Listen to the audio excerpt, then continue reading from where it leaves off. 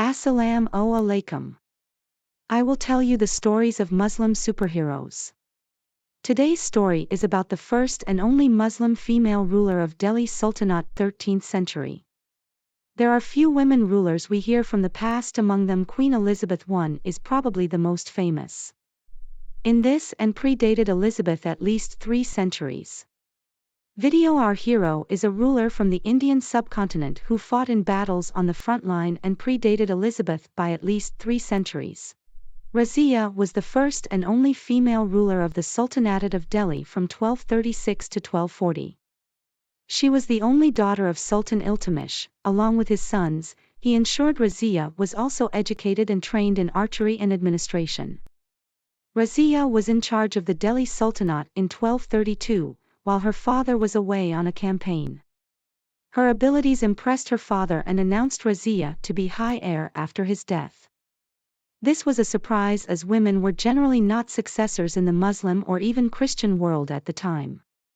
After her father's death, schemers planned to keep her from throne, and a new sultan was appointed. However, the sultan proved to be highly incompetent, and Razia finally started her rule in 1236. Razia did not grow up around many women, so she wasn't very familiar with the rules and behaviors royal women had to follow. She voiced her opinions, was bold, and even wore neutral outfits, raising many eyebrows in court. Razia refused to be addressed as Sultana, which means wife of Sultan.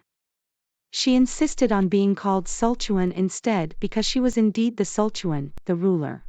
During her rule, she even mounted an elephant as the chief of her army on the battlefield. Soldiers could not tell that they were fighting a woman.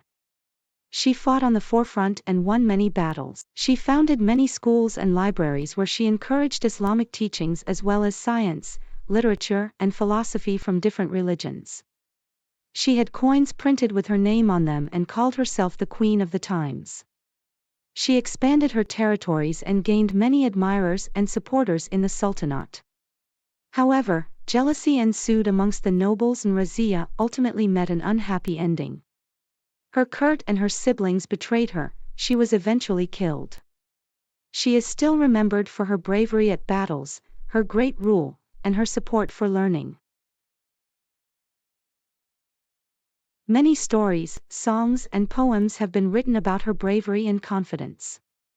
She is the warrior princess little girls dream of being.